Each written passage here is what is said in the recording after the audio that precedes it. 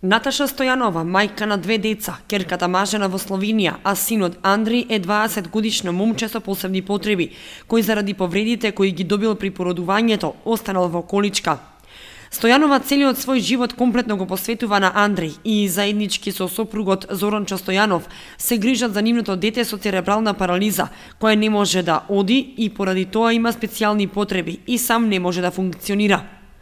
Но пресвртница во животот на Стојанова е прераната смрт на нејзиниот сопруг, татко на Андреј, кога таа останува сосема сама со дете во таква специфична состојба.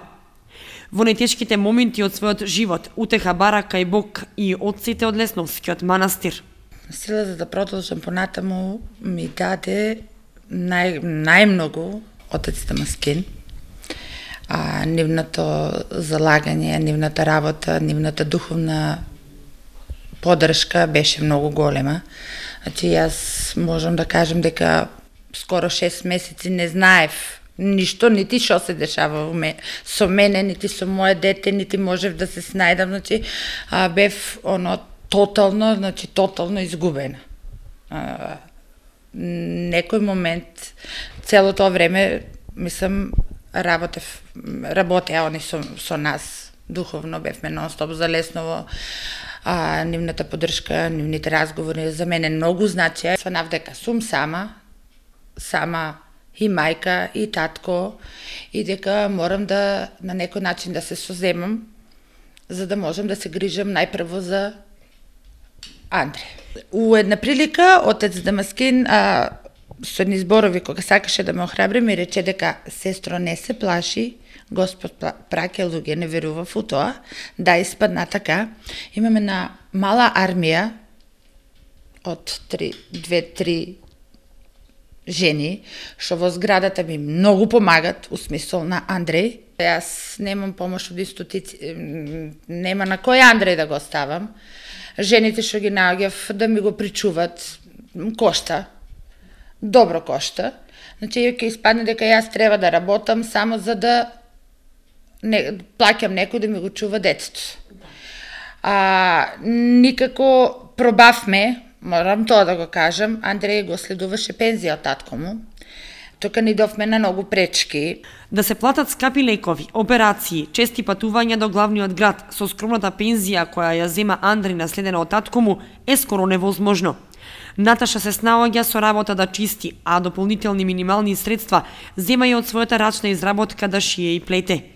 Наташа и Андреј помош имаат само од блиските пријатели во зградата, а државата и институциите остануваат глуви на нивниот повик. Андреј зема пензија семејна наследна, значи од татко му 7.000 денари, зима посебен додаток од 4.200 денари. Едино нешто што ми излезеа институциите у сусрет е тоа што на тие 4.200 ми додадоа уште 2.000 као мајка што се грижи како самохран родител.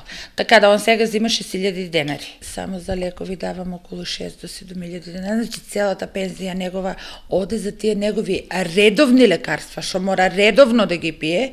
Децата со посебни потреби како Андреј со церебрална парализа се специфични и 24 часа бараат грижа за нив.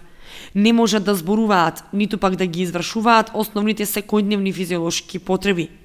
Ако се запостават, можат освен физичкиот да имаат и ментален хендикеп. Во однос на зборувањето и размислувањето, тоа не е случај со Андреј.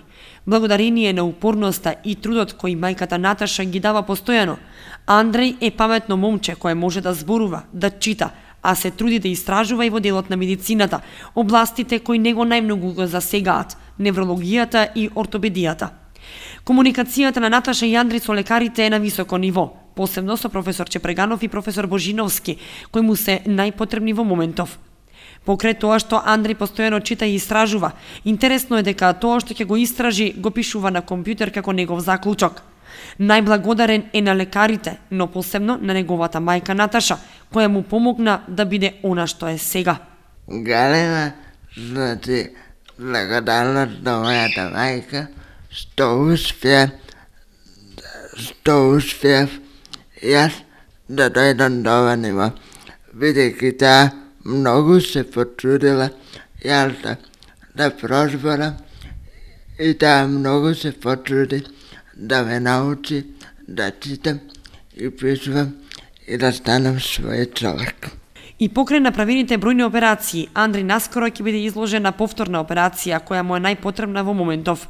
Инаку станот во кој живеат Стојанови им е даден од државата под кирија, како дел од проектот социјални станови за родители со дете со посебни потреби. Освен тоа што мајката Наташа е препуштена сама да се бори да му овозможи добри услови за живот на Андри и не добива помош од никој, мета е на озборување и осуда кај луѓето кои не можат ни најмалку да ја сватат незината болка и тага заради реалната состојба на незиниот 20 годишен син. Но таа за тоа не размислува, туку како што вели, заради децата, посебно за Андри, останува да се бори и снаоѓа како знае и умее, за да го исправи незиниот син на прав пат и да му обезбеди пристојни услови за живот.